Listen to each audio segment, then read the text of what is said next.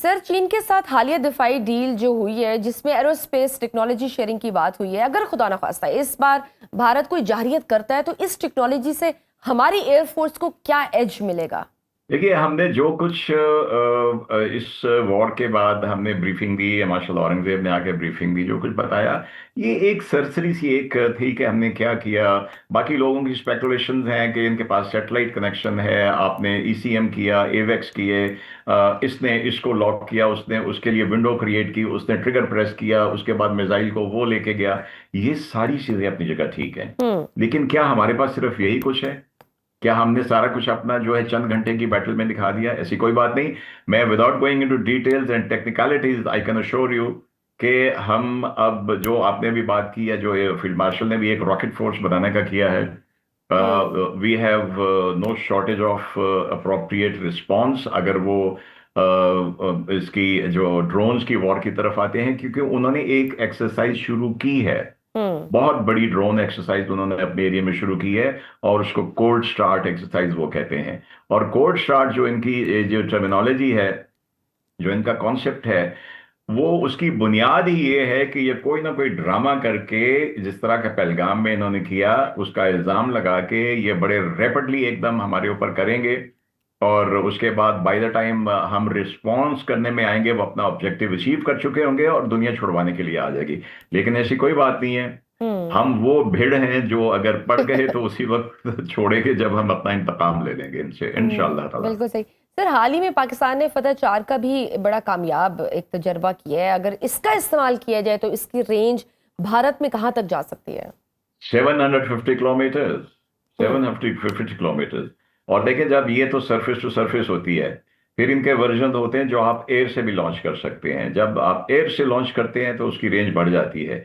तो इसीलिए इस वक्त हमारे भी कुछ संजीदा जहनों ने, जो कि जवाब अच्छा देते हैं, उन्होंने कहा है कि इस दफा हम पिछली तरफ से हिट करना शुरू करेंगे, डीप साइड से। और हम्म। जब आप और आपने इनके फिल्म बनाने की बात की, तो मजा ये कि फिल्म वो बनाते हैं और कर वो हम देते हैं। घुस के मारने की बात वो करते हैं, घुस के हम मार देते सर, हैं। वो इमेजिनेशन और प्लॉट इसी आपको तरह देते वो हैं, हम उसको एग्जीक्यूट करते हैं। तो लेट्स सी कि इनकी नई फिल्म से हमें क्या जो है टिप मिलती है, हम अकॉर्डिंगली इनको ट्रीट करेंगे इंशाअल्लाह ताला।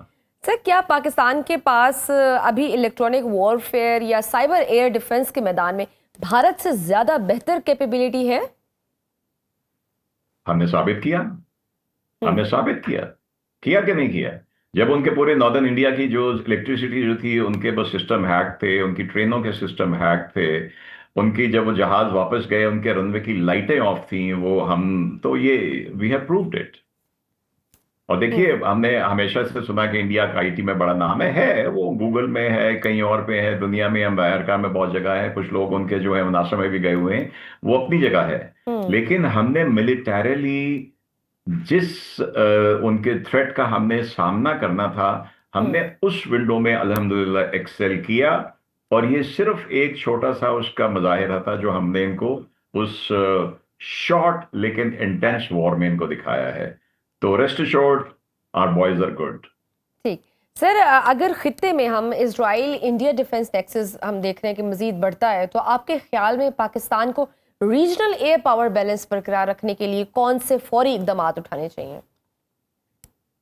यह जो फौरी इकदाम है, उसमें एक तो जो टेक्नोलॉजी हम ऑलरेडी एक्वायर कर रहे हैं, हम्म। इसमें we need to add on. और अगर हमारे कुछ पुराने फ्लीट हैं, जैसे हमारे पास कुछ अभी भी ओल्ड विंटेज के एयरक्राफ्ट हैं जिनको ग्रेजुअली रिप्लेस किया जा रहा है, I think we need to expertise that.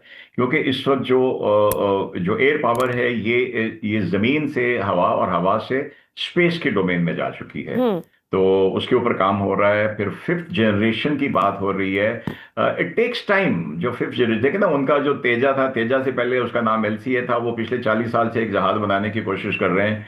और तो अभी किसी ने कहा कि शायद अफगानिस्तान पाकिस्तान एयरफोर्स का मुकाबला करने के लिए उनसे वो तेजा लेना चाहता है। मैं कहता, तेजा उनका अपना तो हुआ नहीं, किसी और का क्या होगा? तो सही। इंशाल्लाह ये जो getting back to fifth generation है, हम्म। इसमें टर्की के साथ हमारी कोलैबोरेशन जो है, already air chief marshal Zaheer Ahmed Babar Sidhu जो है, वो अपने पिछले विजिट में टर्की से होके आए हैं, इंटरेस्ट शो किया है। क्योंकि दो चीजों में टर्की ने भी बहुत इंप्रूवमेंट की है। एक तो चाइना ने तो की है, अमेजिंग उनकी जो टेक्नोलॉजी है, हम्म। और जो उनके फिफ्थ जनरेशन है उसके लिए भी हम उनसे हमारे सिलसिले चल रहे हैं।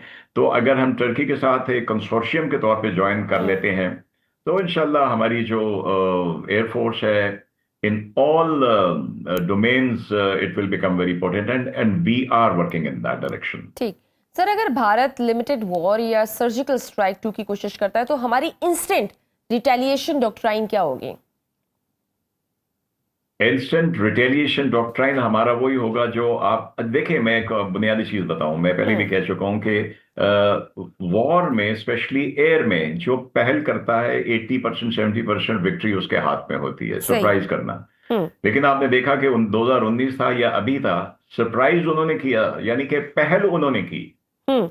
और हमने रिस्पॉन्ड किया जब उनको पता था कि हम रिस्पॉन्ड करेंगे, हम रिएक्ट करेंगे।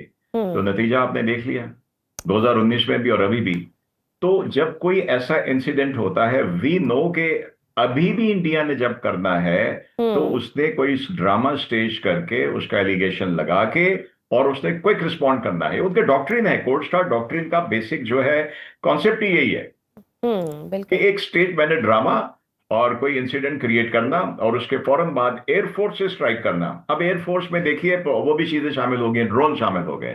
हम्म। बिकॉज आप अपने इतने कीमती जहाजों को जाए करना जो है, या उसको कहते हैं पुटिंग इन हार्म्स वे, खतरे की राह में डालने से। अब हम्म। उसमें ये चीजें भी शामिल हो गई है, सरफेस टू सरफेस मिसाइल हैं, एयर टू सरफेस मिसाइल हैं, ये सारी एयर वॉरफेयर ये शामिल हो गए हैं।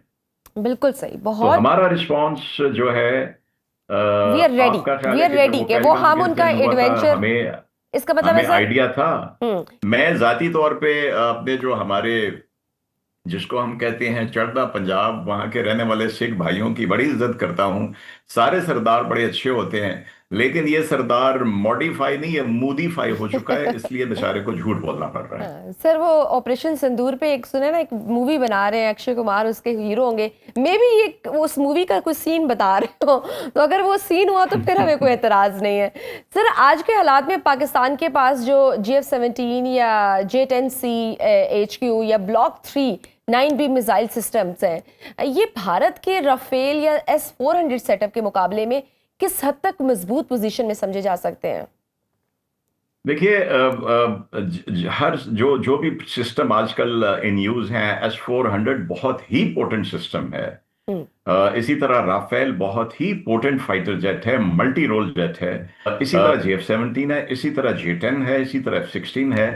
आप उसको एम्प्लॉय कैसे करते हैं? हम्म। आपको सारे इंग्रेडिएंट दे दिए गए, मिर्च नमक धनिया पुदीना, अब आप पकाते कैसे हैं, बनाते कैसे हैं, ये तो एक बेसिक चीज है। आप हम्म। एम्प्लॉय कैसे करते हैं? तो उनका कोई भी सिस्टम जो है, मैं कहता हूं बड़े स्टेट ऑफ द आर्ट है। इवन जो अभी नंदन का जहाज जिसको कहते हैं MiG-21 बहुत पुराना था, वो हम्म। फोर्थ जनरेशन मॉडिफाइड था, इसराइल ने किया हुआ था।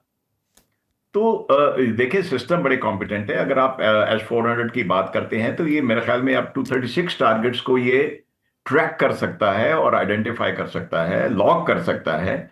लेकिन क्या वो कंफर्म कर सकता है कि गिरे हैं या नहीं? तो हम्म। जहां तक हमारी बात है, हमने तो 4 राफेल जो है उनके टेल नंबर भी बता दिए, जनरल हम्म। किदवाई ने उनके टेल नंबर बता दिए।